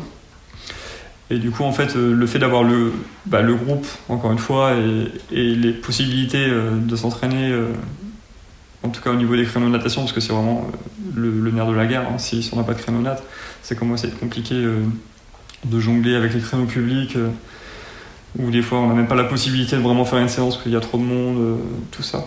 Donc, dans mon souvenir, en fait, ça a été super fluide. C'est que je me prenais pas la tête. Moi, ce que je voulais faire, c'était valider ma licence TAPS dans un premier temps et essayer de m'entraîner le plus possible, en tout cas avec les capacités que j'avais du moment. Donc, je sais plus trop ce que ça représentait, mais grossièrement, la première année, je devais m'entraîner une 20aine d'heures par semaine. Puis la deuxième année, je voulais en faire un peu plus, donc ça devait tourner autour de 22, 23, 24 la troisième. Puis la quatrième, j'ai commencé à vraiment prendre la chose à bras le corps et m'entraîner, je pense vraiment comme un triathlète pro et du coup je continue toujours mes études, mais donc ça c'était l'année de mon master où j'ai commencé à me dire bon. Ça devient dur de mener les deux ? Ouais, ça devient dur de mener les deux, sachant que pour la première année de master, étant donné que j'avais tenté de faire un master en recherche, ça me plaisait pas mal sur tout ce qui était physio de l'effort en fait, et donc j'avais un des professeurs du STAPS que j'appréciais beaucoup, qui m'avait pris en gros comme stagiaire dans son labo. Et en fait, plus j'ai avancé dans ce projet de mener les deux, plus je me suis rendu compte que en fait, ça devenait de moins en moins compatible. Pour la deuxième année de master, en fait, j'aurais même pas eu la possibilité d'aménager mon emploi du temps. Donc moi, j'ai décidé de me consacrer pleinement au triathlon. Ça a été un choix assez difficile à faire, mais que je regrette vraiment pas aujourd'hui en tout cas. Alors, ma question, tu y as un petit peu répondu. Celle qui allait venir après, c'était justement comment est-ce que tu as découvert le long ? Alors, tu nous as dit que tu as fait 2 ans en D2, 2 ans en première division. Tu peux nous rappeler un petit peu les spécificités de la D2 ou de la première division en France pour les auditrices et les auditeurs francophones qui connaissent pas toujours le système français, même si, on le répète souvent, on a quand même la chance, entre guillemets, en France, d'avoir les meilleurs mondiaux qui viennent sur ce fameux circuit Grand Prix, première division, appelons-le comme on veut, quoi. Ouais, non, ça c'est clair que c'est un truc assez exceptionnel qu'on a ici. C'est déjà, moi, le circuit D2, c'est 2 de mes meilleures années, en tout cas, sur courte distance. Je me souviens, en fait, on a 4 étapes sur format sprint en drafting, réparties dans l'année. Et en gros, les 3 premiers du classement de D2 montent en D1, tandis que les 3 derniers du classement de D1 descendent en D2. C'est un niveau qui est déjà très, très, très costaud. On se retrouve avec beaucoup de jeunes, en fait, qui sont super performants, qui courent très, très souvent déjà sur Coupe d'Europe ou voire sur Coupe du Monde, et qui sont juste dans les clubs qui souvent les ont formés depuis les années jeunes jusqu'au niveau qu'ils ont actuellement. Et moi, en fait, sur chaque étape, depuis la première à la dernière étape de D2, je me souviens, j'ai à chaque fois amélioré mon classement. Ce qui est pas mal. Ouais, ce qui était pas mal, sachant que j'étais pas encore vraiment bon nageur. Donc sur les formats drafting, ça dépend tellement de ça que j'ai eu pas mal d'étapes, en tout cas sur la deuxième saison, où je me retrouvais à sortir quand même correctement aux alentours de la 30-40e place, mais à essayer de faire un gros travail à vélo pour rentrer, sachant que j'étais vraiment le moins bon nageur de l'équipe, donc si j'ai essayé de rentrer, il fallait vraiment que je rentre tout seul. Ça a été pas mal formateur aussi par la suite, et ce qui m'a poussé en fait à basculer vers le long après, c'est de me dire bon, si en D2 tu arrives à faire des petits efforts solitaires comme ça pour rentrer, ça veut dire que c'est quand même un truc qui devrait même marcher sur du sans drafting et sur du long par la suite. Donc du coup, pour revenir à ça, 2 années de D2 puis 2 années de D1, où du coup en D1 on se retrouve avec je crois que c'est 16 clubs, les 16 meilleurs clubs nationaux, ou parmi les 16 meilleurs clubs, on va dire que les 5 le potentiel top 5 se met à recruter tous les meilleurs internationaux. Donc moi j'ai pris des départs avec les frères Brownlee, avec Javier Gomez. Ça reste des bons souvenirs. Je me suis passé la première bouée à Dunkerque une année avec Javier Gomez. Ouais, ça va, t'avais bien progressé en natation alors à ce moment-là. Ouais, en fait. Ouais, sauf qu'en fait, je passe la première bouée. Lui, il bouclait son premier tour. Je me retrouve à être. Non, il bouclait pas son premier tour, mais je me retrouve du coup. J'étais complètement dans le rouge. Je passe la première bouée qui est super proche à Dunkerque. Et lui a dit après la course avoir fait l'une des pires nattes de sa carrière. Et moi, j'ai complètement explosé par la suite. Et je me suis retrouvé à sortir, je sais plus, dans les 10 derniers encore une fois sur la D1. Ça a été un long chemin de croix après pour rallier la ligne d'arrivée. Parce que c'est beaucoup moins fun la D1 quand t'es pas dans les groupes de tête, ça je peux vous l'assurer, quoi. Bon alors 2 années de D2, 2 années de D1, Grand Prix, je sais même plus comment ça s'appelle maintenant, le Grand Prix FF3. Ouais, c'est ça, Grand Prix FF3. Et qu'est-ce qui fait que tu vas basculer vers le long ? Est-ce que c'est un petit peu comme quand tu as découvert le triathlon, c'est-à-dire un copain ou une affichette quelque part qui te montre un triathlon, déjà un court de distance ou un M, et puis tu te dis, bon allez, je vais aller voir ce que c'est, je vois de la lumière, je vais passer la tête, ou c'est plutôt un choix de réorientation de ta carrière ? C'est pas mal de choses. Déjà, moi, parallèlement à la D1, je faisais pas mal d'épreuves sans drafting sur courte distance en France. Il y a pas mal de triathlons qui sont organisés comme ça. Il y avait les championnats de France universitaires qui étaient pareil sans drafting, où j'avais obtenu le titre en 2015, il me semble. Pareil, en groupe d'âge, j'avais pris le titre la même année. C'était pareil sur du sans drafting. Et j'avais remporté quelques épreuves ou alors fait des podiums sur les gros triathlons, enfin, qui ont une réputation en tout cas sur le sans drafting, pareil en France. Il y a Mimizan, il y a Noître, il y a Cassis, j'en oublie pas mal, mais toutes ces épreuves en tout cas qui sont pas mal historiques en France et qui proposent souvent du coup un prize money intéressant, qui font que il y a pas mal de monde qui vient. Et moi je me retrouvais performant face à des gars qui faisaient du longue distance en fait. Et donc ça commençait à vraiment me titiller l'esprit de me dire bascule là-dessus complètement, parce que dans tous les cas tu feras pas carrière sur cours, Arthur. T'as beau essayer de mettre tout ce que tu peux en natation pour progresser. Il y a un hiver où je nageais 35 bandes par semaine. Bon, ça m'a pas fait sortir non plus devant l'année d'après sur les grands prix. Donc je restais assez persuadé que commencer la natte à 15 ans pour être parmi les meilleurs mondiaux en natation, ce serait rédhibitoire, quoi. Du coup. Bon, alors attends Arthur, parce que du coup on disait justement l'autre jour que ton discours était très inspirant pour tous les triathlètes qui savaient pas nager, qui disaient c'est bien, on est en train de leur donner espoir. Là tu es en train de nous dire que tu as passé un hiver à nager 35 km par semaine et tu dis je progressais plus, quoi. Donc Non, il faut que tu rattrapes le coup là, s'il te plaît. Remotive nos auditrices et nos auditeurs. Je peux rattraper le coup assez facilement. Non, à vrai dire, j'ai fait ça en pensant que ce serait la solution. Mais je pense que j'ai brûlé quelques étapes. Je faisais ça en fait à Montpellier. Il y avait des créneaux pour les élites le matin et pour entre guillemets les comptages le soir. Donc moi j'allais juste à tous les créneaux.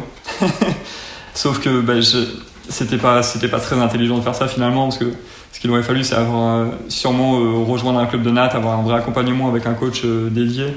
Pas essayer de brûler les étapes. Je pense qu'il y avait des progrès vraiment techniques à faire avant de vouloir se mettre le plus de volume possible.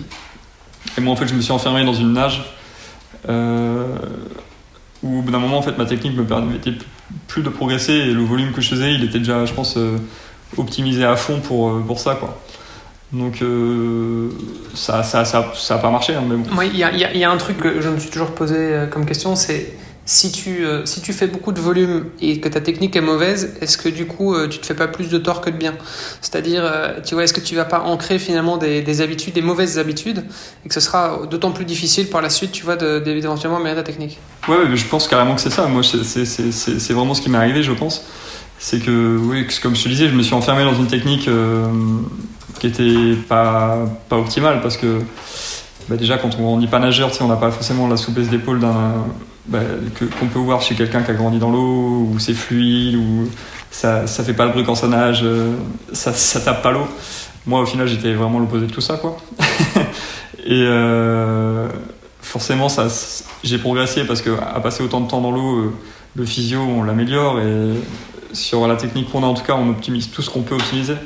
Mais je pense que si on m'avait filmé nager à cette époque et qu'on me filmait aujourd'hui 5-6 ans après, je pense que les deux techniques n'ont rien à voir, parce que par la suite j'ai pris le chemin de me dire j'ai pris le choix de me dire non, mais arrête les bêtises, ça marche pas, ça n'a pas marché.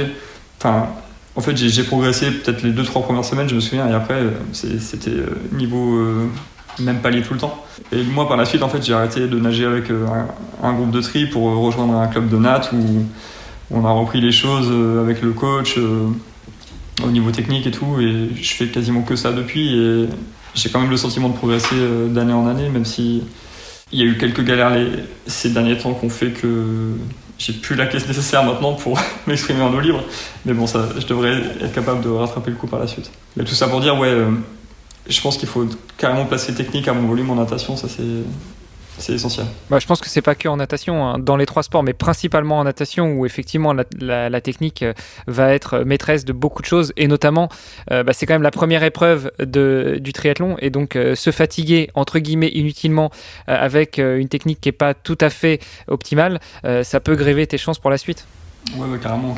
On perd plus de temps à vouloir se battre avec l'eau qu'à vouloir être relâché et fluide ou il y a pas mal de choses comme ça, même d'exercices techniques à faire tout bête, mais par exemple essayer de nager relâché sur un 50 mètres et essayer de nager bras tendus ou je sais pas en étant crispé, on se rend compte que on va beaucoup plus forcer pour nager le même temps sur le bras tendu que sur le relâché, des choses comme ça en fait. Ça veut vraiment dire que pour moi la natation, faut avant tout essayer d'être relâché quoi.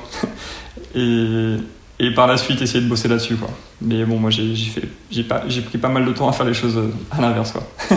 Justement, tu as pris pas mal de temps à faire les choses à l'inverse. Malgré tout, tu as pris ce virage de passer du très court au peut-être un peu moins court et après bifurquer vers le long. J'avais quand même une question que finalement, tu as été relativement guidé dans ton parcours de découverte du triathlon. Depuis tes premiers triathlons jusqu'au sport-études, jusqu'après ta découverte vraiment de ce que c'était le triathlon quand tu étais en Australie, puis quand tu es revenu en France, que tu as intégré STAPS et que tu as mêlé un petit peu les deux. Malgré tout, tu décides de te lancer dans le long. Alors, je le rappelle, en France, surtout dans le long, dans le circuit Ironman, on n'est pas du tout accompagné par le ministère des Sports. On n'a pas ce statut de sportif de haut niveau. Et c'est un point que je pense que je voudrais qu'on aborde, c'est cet aspect vivre de son sport, vivre de et par sa passion.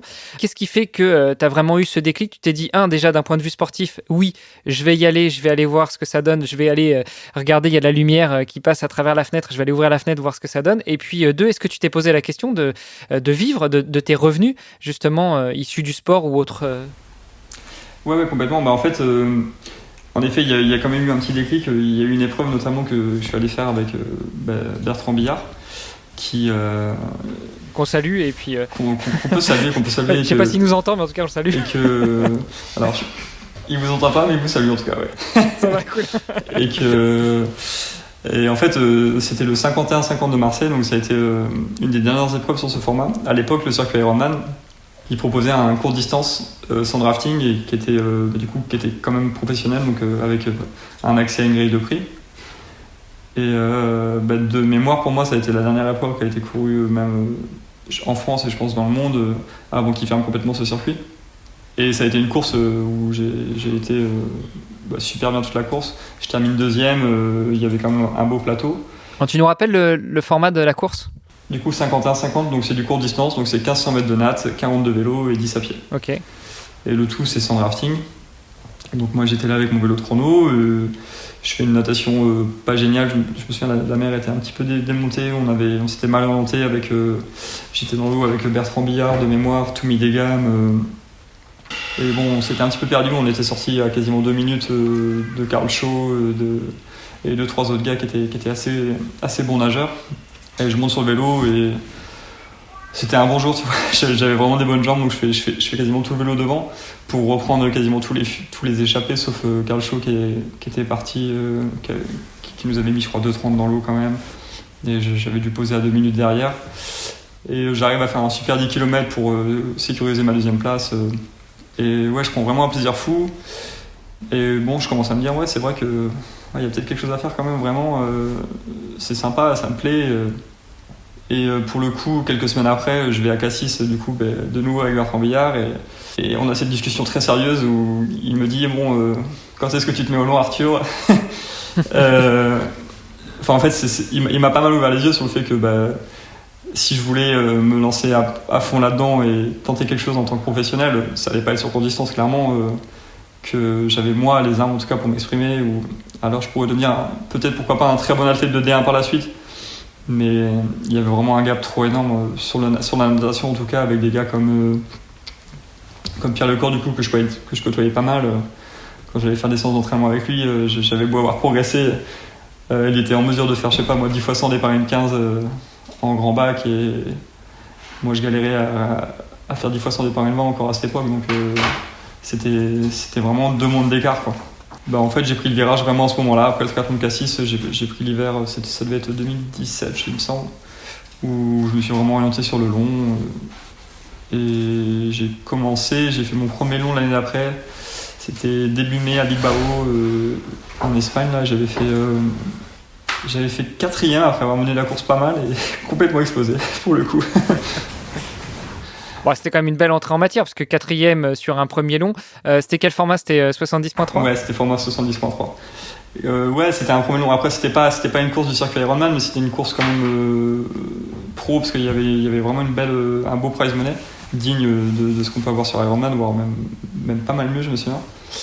Et pour le coup, je connaissais pas les adversaires, enfin, j'y étais allé comme ça, la fleur au fusil, et j'avais fait une bonne natation, en fait, qui fait que, parce que ça nageait pas très très fort, et à cette époque-là, j'étais quand même pas mal en forme en natation, parce que je venais encore je pense que le bénéfice... C'est 35 heures semaine. Ouais, voilà. 35 ouais, heures c'est semaine. ça, exactement.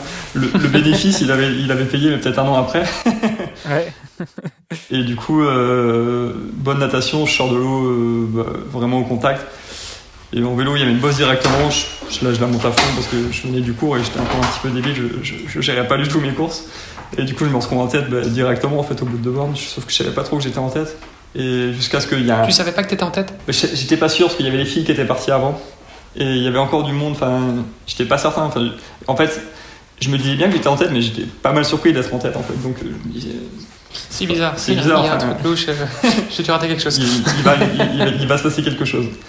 Et du coup, comme je te dis, je connaissais pas les adversaires. Et il y a un gars qui revient sur moi, je sais plus trop, vers le 20-30e kilomètre. Et qui, au moment de la bosse, il y avait une bosse, il y avait un truc. Le triathlon est magnifique là-bas, mais il y avait une patate de 4 bornes en plein milieu du parcours. Et le mec monte ça à fond. Et vraiment à fond, quoi. Et moi, je veux pas lâcher. Donc, je monte à fond avec lui. J'avais pas encore le capteur de puissance à l'époque, mais je pense que ça frisait les 450 watts. Honnêtement, j'étais à PMA. Ah ouais. Et je me dis, ouais, il bluffe. Je repensais à la scène de la Cité de la Peur. Il bluffe Martoni, quoi. Je l'avais vu pas longtemps avant. Et il bluffait pas. Donc, je monte ça à fond, sauf que moi, ça m'a complètement ruiné le reste de la course. Et sur le faux plat d'après, faux plat montant à la fin de la bosse, je me rends compte qu'il ne le fait pas parce qu'il en remet. Et au final, je me retrouve esselé comme ça. Et je me souviens, c'était 2 boucles. Et je passe au 45e en me disant si je dois courir là, ce sera compliqué déjà. Alors que là, t'as encore une 2e boucle, la même à refaire. Il y avait la 2e boucle et j'étais pas du tout au point niveau nutrition. Au final, je me suis payé une hypoglycémie de l'espace. J'avais mal au ventre, c'est le premier. T'es déjà sur le vélo? Ouais, non, sur le vélo en fait, j'avais pris un bidon et un gel. Je m'étais dit, ça suffira, c'est bien, quoi. Le mec qui vient du cours, quoi. Voilà, exactement, le mec qui vient du cours. Quand je fais le parallèle maintenant entre ce que je mange sur le vélo par rapport à là, je pense qu'avec sur une épreuve comme mec, j'ai mangé 4 fois plus que j'avais pu manger là, quoi. Et du coup, je pose le vélo forcément complètement rincé. Je me fais reprendre par 2 gars, genre à 500 mètres du parc, enfin vraiment littéralement à 500 mètres du parc, ils me passent. Et je pose derrière eux du coup et ça part à pied. Je me souviens, j'ai mon gel dans la main et je veux le manger mais j'y arrive pas. Tu sais, l'idée d'avaler un gel à ce moment-là me répugne vraiment. Et donc même à un moment je me retrouve 8e de la course il me semble. À partir du 5-6e kilomètre j'arrive à manger mon gel. Et je me relance et au final je finis 4e alors que j'étais revenu même 3e et je me refais prendre au dernier kilomètre. Une vraie galère cette course, mais bon, un beau souvenir quand même. Mais malgré tout, c'est ce qui a lancé ta carrière sur du long. Ouais, voilà, exactement. Ouais. Après ça, c'était acté et ouais, c'est ça, 2018. 2018, c'était le début du long, vraiment, pour de vrai pour moi. Puis bon, c'est quand même un gros changement aussi, cette transition, parce que tu venais du VTT aussi, où c'est beaucoup de relance, tu montes très haut au niveau des pulsations, et puis tu te retrouves sur un format longue distance où en fait, l'idée c'est pas du tout de monter dans les pulses, au contraire, c'est de les garder le plus constantes possible. Enfin, tu vois, c'est vraiment une autre philosophie, quoi. Ouais, complètement. C'est carrément l'opposé de ce que je faisais en VTT. Surtout que j'ai fait ça jeune, où les efforts ils faisaient globalement une demi-heure, 3/4 d'heure. Et c'était carrément à fond tout le temps en fait. Un VTT, c'était 3/4 d'heure. C'était un CLM individuel, mais sur 3/4 d'heure, quoi, maximum. Là, on se retrouve à tripler le temps en se disant qu'il faut encore courir derrière. Et j'avais pas encore du tout axé mon entraînement suffisamment sérieusement là-dessus, quoi. Alors, Arthur H, de ton pseudo, notamment dans les signatures de mail. Oui, voilà, notamment ça me permet de garder un petit peu de confidentialité, notamment depuis ma victoire à Aix, où je suis sollicité quotidiennement de manière assez folle. Rien de tout ça n'est vrai, mais ouais, c'est un petit pseudo, voilà, tout simplement. Bon, bah en tout cas, Monsieur H, est-ce que vous pourriez revenir avec nous un petit peu sur ces quelques années au plus haut niveau en tant que triathlète professionnel en longue distance? Alors déjà, on en a longuement parlé dans ce podcast à de nombreuses reprises, mais peut-être nous rappeler comment est-ce qu'on évolue quand on est triathlète professionnel longue distance sur le circuit Ironman en France. Est-ce que on est accompagné? Est-ce que on est soutenu, ou est-ce que tout est à faire du côté du sportif? Alors non, pour le coup, pas d'accompagnement, du moins au niveau fédéral. On court sur un circuit qui est privé, le circuit Ironman, qui lui-même propose des courses professionnelles. Donc certaines d'entre elles sont ouvertes aux pros, d'autres pas du tout.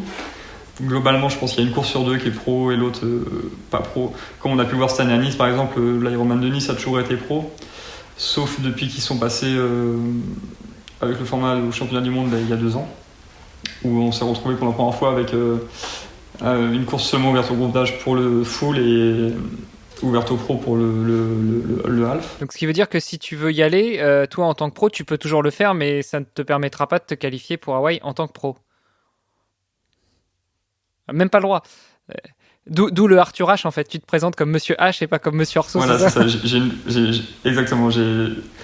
Comme ça, j'ai la possibilité de courir sur les triathlons de mon choix et pas ceux qu'on m'impose. D'accord, ça va. Non, mais donc plus sérieusement, Nice n'est pas ouvert aux pros. Donc tu disais une course sur 2 à peu près ouverte aux pros et les autres pas. Ouais, c'est ça en fait. Pour ce qui est du circuit Ironman, parce qu'après, on a la possibilité de courir aussi sur le circuit de challenge maintenant.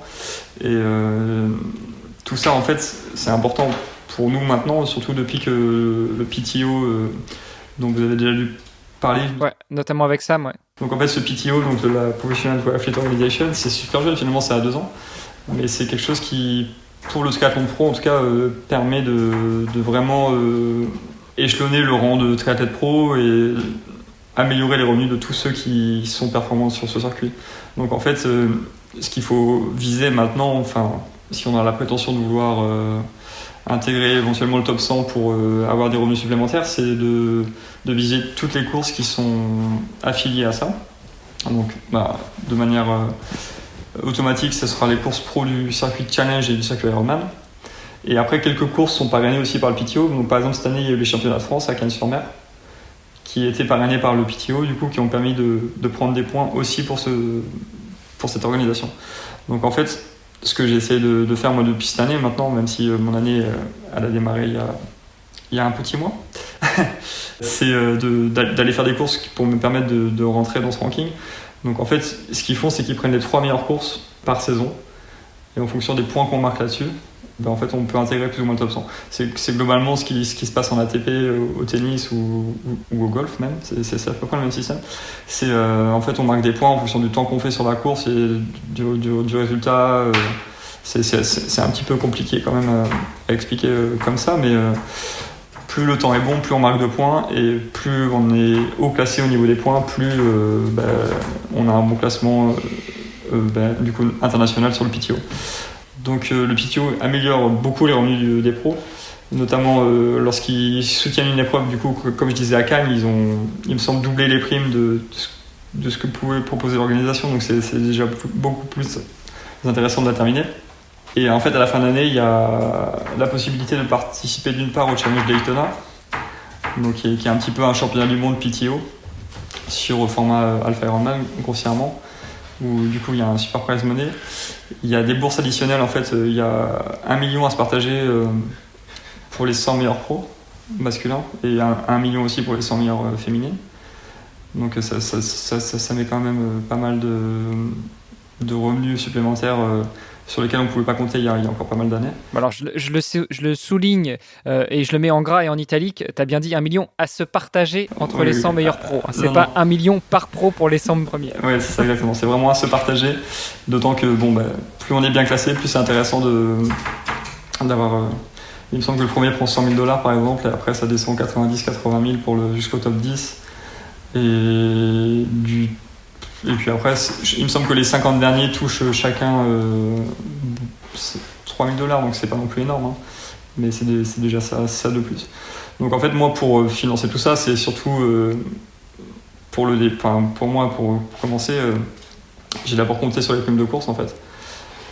Parce que, étant donné que c'est complètement privé et non institutionnalisé, soit on a des sponsors privés en fait qui permettent de financer le tout. Donc certains clubs en France aident les athlètes sur longue distance. Soit il faut être dans un double rôle de triathlète et manager sportif si on n'a pas l'accompagnement de quelqu'un, et aller démarcher éventuellement des entreprises qui pourraient être intéressées par le projet ou des marques. Certaines marques en triathlon proposent forcément de rémunérer leurs sportifs, mais bon, on compte ces sportifs, je pense, sur les doigts de la main, et de manière générale, pour débuter, c'est quand même quelque chose d'assez compliqué, je trouve, dans le circuit pro, à moins de casser la baraque dès la première course. Et après, forcément, c'est vraiment la course au résultat qui fait que on peut vraiment se permettre de se qualifier de triathlète pro et de pleinement vivre de ça, quoi. Et du coup, toi, tu as vécu uniquement des prize money dans un premier temps ? Ouais, c'est ça, ouais, complètement. Les premières années. Et ça te permet de vivre. Enfin, tu vas me dire, ça dépend évidemment des pics de forme et tout ça, mais je veux dire, ça te permet de vivre, de financer ta pratique et tout ça ? Ouais, en fait, sur les premières saisons, ça a été ça. En fait, moi, déjà, j'avais déjà un petit peu ce truc pendant mes années avant de passer même sur longue distance, c'est que j'étais étudiant, mais je travaillais quand même la moitié de l'année pour financer mes études, tout ça. Je travaillais aux piscines de Montpellier, hein, j'étais maître nageur entre les cours et les entraînements. Et du coup, l'autre moitié de l'année, étant donné que je voulais pas travailler l'été parce que c'est la saison des tri, je me disais, Arthur, essaye de viser les courses où il y a des petites primes, et comme ça, ça te finance ton été, quoi. Et du coup, est-ce que t'as pas tendance à vouloir faire peut-être un petit peu trop de courses, tu vois, à vouloir vraiment pousser le truc, à dire en fait, ouais, j'ai besoin de cet argent, donc du coup, il faut que je fasse cette course, alors que t'es peut-être pas forcément en forme, t'es peut-être un peu fatigué, t'as pas suffisamment récupéré ? Ouais, non. En tout cas, dans un premier temps, c'est ce qui s'est pas mal passé. Je courais encore tous les cours de distance du coup en France pendant que je préparais à Mélon. Ok, donc c'était tous les week-ends, quoi. Ouais, la première année, ça a été grossièrement ça. En tout cas, l'été, je pense que j'ai pas loupé un cours de distance en France où il y avait un prize money.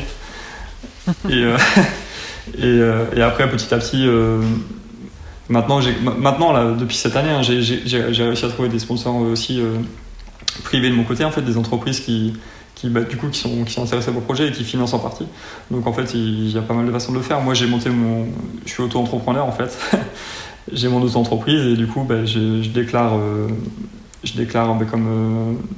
comme chaque auto-entrepreneur fait tous les trimestres les revenus que j'ai eus, et puis je paie ma part de taxes à l'État, hein.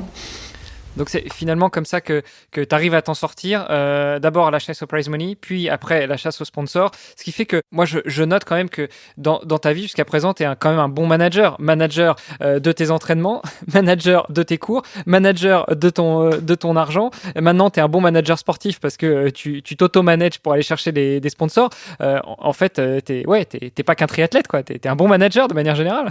Ouais, c'est vrai, j'avais jamais trop tourné la chose comme ça, mais j'ai pas vraiment eu le choix de le faire, en tout cas. Étant donné que c'est vraiment l'objectif depuis 2-3 ans, c'est d'être vraiment triathlète pro, c'est-à-dire moi ce que je veux et ce que j'arrive à faire maintenant depuis cette année, je pense, depuis notamment les bons résultats, parce qu'avant Aix, il y a quand même eu deux podiums sur le circuit Ironman, donc j'ai fait le podium à Marrakech et au Sable. En fait, les résultats ont forcément apporté le reste, hein. C'est difficile de se dire d'aller voir des entreprises, de leur dire moi je suis triathlète pro, voilà ce que je peux vous apporter, est-ce qu'en contrepartie vous pouvez peut-être m'aider à financer un peu la saison ça a un coût aussi, et tout ça. La crédibilité des résultats a fait que j'ai réussi à faire le reste, mais ouais, c'est sûr qu'il y a vraiment une double casquette de devoir écrire les mails, tout ça, tout préparer. Je peux faire un book à n'importe qui, je maîtrise Canva à la perfection maintenant. Tu chercherais pas un stage par hasard? Alors non, pour le coup, je cherche pas de stage. J'ai vraiment plus le temps pour ça, mais non, c'est intéressant. Je pense que même pour mon après-carrière, tout ce que j'ai développé comme compétence ici, ce sera vraiment pas perdu. Oui, c'est assez entrepreneurial finalement comme job, être triathlète pro sur longue distance en France. Ouais, c'est ça. C'est une gestion de micro-entreprise. Bon, vraiment micro parce que c'est moi. Sur tous les à côté, ouais, c'est ça. Avant qu'on revienne justement sur l'aspect purement sportif de ces dernières années, tu parles un petit peu de ce que ça pourra t'apporter dans le futur, tout ce que tu as déjà appris. Justement, en parlant du futur, quels sont tes objectifs à court, moyen et long terme? Est-ce qu'il y a de l'Ironman full? Est-ce qu'il y a évidemment des podiums? J'imagine que si tu t'alignes sur une course, c'est pas pour enfiler des perles. Et puis, où est-ce que tu te vois dans 5 ou 10 ans? Toujours dans le tri, toujours pro? Ou est-ce que tu auras peut-être pousser la porte de la reconversion? Alors, ouais, moi j'ai pas mal ficelé tout ça, notamment poussé par mon prépa mental, la Benjamin Puget, la de Mental Altitude, qui a à cœur d'avoir quand même un plan de saison déjà et de carrière étalonné, parce que je trouve que ça apporte pas mal de sérénité pour les courses et même au quotidien, de savoir vraiment où on va. La chance que j'ai, c'est d'être déjà qualifié pour les championnats du monde qui sont dans 13 mois quand même, l'année prochaine. Donc j'ai vraiment une belle période de préparation pour ça. Donc je suis qualifié pour les monts 70.3 depuis ma victoire à Aix il y a 2 semaines. Du coup, ça c'est l'objectif à moyen terme, il est vraiment là. Après, je veux pas m'arrêter là, comme je t'ai dit, il me faut 3 courses cette année sur le circuit PTO pour espérer rentrer dans le top 100 avant la fin de l'année. Avant la fin de l'année civile 2021. Ouais, c'est ça, exactement. Même, il me semble que c'est avant Daytona, du coup, avant le 5 décembre, pour le PTO. Donc, il y aura le 70.3 du Portugal qui est maintenant dans 3 semaines, donc de nouveau sur Alpes. Et donc un Ironman, très certainement en Afrique du Sud, le 21 novembre. Donc là, ce sera le premier Ironman. Donc bon, j'y vais sans prétention aucune. Hein. Je vais essayer de le préparer aussi bien que possible et puis on va voir ce que ça donnera sur la course. Je sais qu'il y a pas mal de manières de courir un Ironman, mais pour un premier, j'aimerais ne pas faire le débile comme j'ai pu faire sur mon premier full, sur mon premier half, pardon, et essayer de me dire, bon, on a la chance maintenant avec les capteurs de puissance de pouvoir se gérer quand même très bien sur la partie vélo avant d'entamer le petit marathon qui risque de faire plaisir, on verra. De casser quelques fibres. Ouais, c'est ça, ouais. Alors, tu nous as préparé une très belle transition parce que tu nous dis que justement, tu voudrais pas faire la même erreur que tu as fait sur ton premier 73.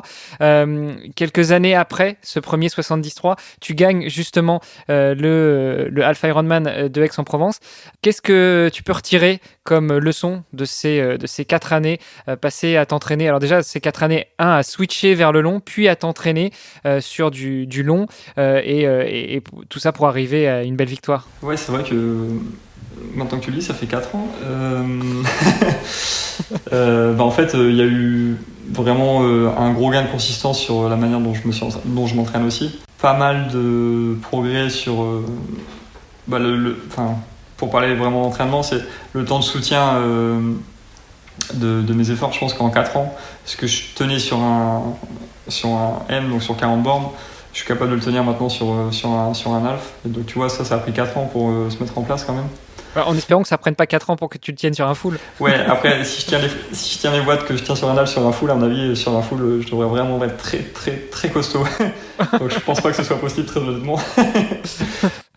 Pour info, t'es à combien sur un half Sur un half, là, à Aix environ, j'étais vraiment pas gros, à environ 67-68 kg. Je suis aux alentours des 330 watts sur une course comme ça. Et la différence, en fait, c'est que c'est pas du tout linéaire comme effort, en fait. C'est là-dessus aussi où je pense que mes années VTT me rendent service aujourd'hui, c'est que par exemple à Aix, toutes les bosses ont été montées complètement à fond, donc j'ai pas un col où je suis pas à 400 watts en fait à Aix, et ça a vraiment été une course de dingue. Enfin, j'en garde un super souvenir sur cette partie vélo, mais c'est aussi ce qui m'a permis, parce que j'ai vraiment très très mal nagé à Aix. Je crois que je prends 2,45 sur le meilleur nageur, Christophe Dekayser, qui termine deuxième. Du coup, à vélo, j'avais plus le choix du tout, quoi. C'était soit ça roulait à fond, soit je faisais une place honorable, hein, mais il n'y avait aucune chance d'espérer monter sur le podium. Donc une course comme Aix, ouais, c'est ça. La natation, du coup, vu qu'elle n'est pas dure, pour moi, vu comment je sors frais en fait. Et du coup, je peux monter sur le vélo et partir fort directement. Donc tu vois, par exemple, les 10 premiers kilomètres, je suis à 360, 70 watts. Donc c'est vraiment pas... Ça, c'est jamais linéaire en fait. C'est pas comme on peut se dire où on se dit bon, je me mets à mes 320 watts et ça tient tout le long. Sur les courses pro, en fait, il y a des dynamiques en fait qui se mettent en place et il faut être capable de répondre en espérant que ça enterre pas la course à pied derrière, quoi. Pas trop en tout cas. Ouais, il y a toujours des dynamiques de course qui changent un petit peu et puis bon, il y a aussi un parcours, quoi. Oui, voilà, c'est ça. tu peux pas vouloir être constant. Après, ça, c'est clair, ça dépend du. Ça, tu roules pas sur un circuit. C'est ça. Tu regardes Yann Frodeno qui bat son record là. Effectivement, il était assez constant parce que c'était un billard et que le mec il roulait sur une autoroute toute plate. mais bon, c'est vrai que dès que t'as un peu de dénivelé. Mais de plus en plus, les courses pro sur Ironman, en tout cas, elles sont sur des routes super plates. Par exemple, il y a eu celle ce week-end, il me semble que c'est un aller-retour sur une autoroute, pour ainsi dire, ou sur une grosse route nationale toute plate. Si on parle d'Hawaï, même si le parcours est vallonné, ça reste grossièrement un aller-retour sur un gros billard. Il y a plein de courses comme ça en fait. Tout ce qui est au Bahreïn, Dubaï et compagnie, c'est pareil, c'est sur des autoroutes. Donc il y a aussi des profils de coureurs qui sont beaucoup plus à l'aise là-dessus que d'autres. Moi, je reste assez léger en fait, donc forcément, plus le parcours va être vallonné sans être dans la haute montagne, mieux je vais pouvoir m'exprimer, quoi. Donc c'est sûr que Aix, je te comprends. Aix s'y prêtait super bien pour ça, donc bon, tant mieux pour moi. Hein. Dixit, le vainqueur de la Race Across Belgium en format court, mais effectivement, c'était un petit peu vallonné pour t'avoir suivi en voiture, Olivier. Ça bougeait un peu quand même en Belgique. Ouais, non, Race Across Belgium, c'est plus que vallonné. C'est des murs les uns après les autres, c'est autre chose encore. De toute façon, quand on regarde l'état des classiques qui se courent là-bas, en général, on sait à quoi on a affaire, quoi. Ouais, non, dans les Ardennes, on a beau l'appeler le plat pays, c'est pas si plex. Ouais, je veux bien croire. ou alors, c'est pas celui sur lequel t'as roulé. Mais donc, 4 ans après, tes enseignements, après autant d'entraînement, c'est déjà effectivement ton temps de soutien que t'arrives à augmenter et à optimiser. Il y a aussi des choses qui ont changé dans ta tête. Tu nous parlais de préparateur mental. Est-ce que ça a aidé aussi beaucoup à ta performance actuelle ? Ouais, ça complètement. En fait, je travaille avec en prépa mentale depuis une bonne année et demie maintenant, et sur vraiment l'approche en fait de la course, j'ai complètement évolué. Enfin, je faisais vraiment trop la course au résultat en fait avant de me focaliser. Enfin, je voulais trop jouer la place plus que la performance en fait. Et au final, c'est vraiment se mettre des bâtons dans les roues, quoi. De réfléchir comme ça, de raisonner comme ça. Ça m'apportait beaucoup plus de stress et surtout ma réaction face aux dernières autres courses, elle était beaucoup moins bonne, quoi. C'était lié aussi un petit peu à ton business model entre guillemets, quoi. Oui, c'est ça. Tu vivais de ça. Donc forcément, tu regardais plus le podium que la performance dans la globalité, quoi. Ouais, c'est ça. Mais du coup, on se retrouve à courir. En fait, à trop faire la course à la place, en fait. Si tout se passe pas bien comme on l'imagine ou comme on le souhaiterait, ou si on n'est pas dans un grand jour et du coup la forme ne répond pas comme on veut, on se retrouve complètement, en fait, on se retrouve sans armes face à certains scénarios de course, et je me retrouvais à faire des courses où même ma stratégie à moi, elle était plus intelligente du tout, à me dire vas-y, fais le vélo à fond, sauf que faire le vélo à fond avec tout le monde en emmenant du monde derrière soi, c'est pas non plus très intelligent. Et en fait, je me suis retrouvé à me mettre dans le rouge complet, à même pas pouvoir courir derrière, à avoir des points de côté. C'est ce qui m'est arrivé au sable l'année dernière. Un gros point de côté en partant parce que j'ai fait le vélo comme un débile, mais sans jamais me relever, sans même être au point sur ma stratégie nutritionnelle. Alors que c'est un truc que j'ai pas mal développé. Par exemple, entre ma première course et aujourd'hui, j'ai beaucoup évolué aussi là-dessus, et c'est ce qui fait que je suis capable d'être performant 4 heures, alors qu'avant, il me fallait 1 heure et demie max, 2 heures, ça tenait, mais bon, forcément, je mettais que de l'eau dans mes bidons, quoi. Alors, il n'y a pas forcément de rétroviseur sur les vélos, et en tout cas pas sur les vélos de compète, et encore moins sur les vélos de pro.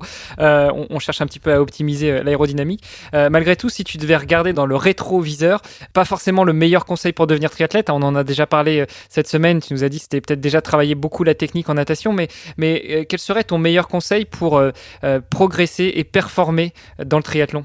Le conseil ultime pour moi, c'est d'être consistant, tout simplement. C'est vraiment là-dessus que moi j'ai gagné au fur et à mesure. D'année en année, j'ai vraiment gagné là-dessus. Parce que j'ai tendance à vouloir en faire beaucoup, trop souvent en fait, et je me suis rendu compte que on s'expose beaucoup plus à des blessures, on s'expose beaucoup plus à des gros coups de fatigue, des gros moments de moins bien. Et là, je fais plus la course. En fait, j'essaie pas d'être le meilleur de moi-même à chaque séance. En fait, j'essaye de donner le meilleur que la séance propose, et ça me permet de gagner. En fraîcheur en fait sur la globalité, plutôt que d'avoir une séance où c'est sûr, hein, j'ai fait des séances de dingue à l'entraînement et je me retrouvais aussi en faisant des séances de dingue, on se persuade que le niveau il est forcément dingue et qu'en course on va tout casser.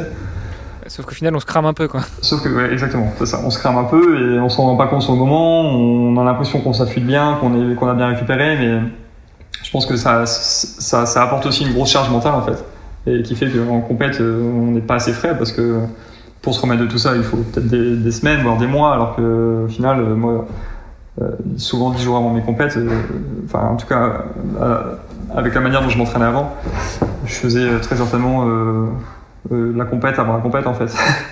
Et donc ça peut pas marcher comme ça, quoi. Écoute, merci beaucoup pour toutes ces infos. Je pense que là on a un bon panel déjà sur toi, sur ton histoire, et puis sur comment devenir, progresser et performer en tant que triathlète. Est-ce qu'il y avait un autre point que tu voulais aborder, ou on en reste là pour cette série d'interviews avec toi, Arthur? Non, moi je pense qu'on a fait un peu le tour, ouais, comme je disais. Pour vraiment résumer la chose, ce qui m'a le plus fait progresser, c'est de travailler sur cette fameuse consistance, plutôt que de me dire cette semaine j'arrive, je fais un gros accent sur la natte, je vais nager 6 fois, 7 fois, 8 fois, j'en sais rien, et au final se retrouver 3 semaines après complètement cramé et bâcher une séance sur 2 parce qu'on n'a pas la capacité d'amortir ce qu'on a fait avant en fait, d'emmagasiner, d'encaisser ce qu'on a pu faire avant. Donc ouais, en fait disons que j'avais peut-être une vision vraiment restreinte de la chose avant, à me dire l'hiver c'est l'hiver, on s'entraîne, et maintenant j'essaie d'avoir une vision super globale de tout ça, et comme tu me demandais tout à l'heure, de me projeter vraiment plus sur le long terme. Là je sais que je veux passer sur full, donc ça sert à rien de s'emballer sur certaines allures. Je sais que les saisons sont longues maintenant, on peut courir toute l'année, que même si je suis dans le rouge à un moment, ça veut pas dire que la saison est morte. Là par exemple, j'ai passé l'hiver blessé. J'ai eu 3-4 mois pour ainsi dire à manger sur mon lit, et au final 3 mois après ça je sors ma meilleure performance de tous les temps avec une victoire sur le circuit pro. Donc c'est quelque chose qu'on voit quand même aussi assez souvent finalement chez les triathlètes. C'est en retour de blessure, parfois on est d'autant plus performant parce qu'en fait tout simplement on a pris le temps de récupérer vraiment et de faire une vraie coupure, et parce que le reste de l'année on est peut-être un peu toujours surentraîné, donc un petit peu à bout, quoi. C'est un truc qu'on voit quand même assez souvent, je pense. Ouais, c'est vrai, chez les sportifs en général, et pas mal chez les triathlètes, c'est sûr. Et moi je pense aussi il y a une grosse remise en question en fait de la manière dont je fonctionnais, et avant de me blesser, et à mon avis je me suis aussi blessé à cause de tout ça, comme tu dis, je devais être un petit peu cramé un peu tout le temps en fait, et du coup à tirer dessus, au bout d'un moment moi le corps il a dit stop, et là c'est dingue d'ailleurs que je puisse me fissurer un disque vertébral avec mon quotidien, mais bon, c'est ce qui s'est passé.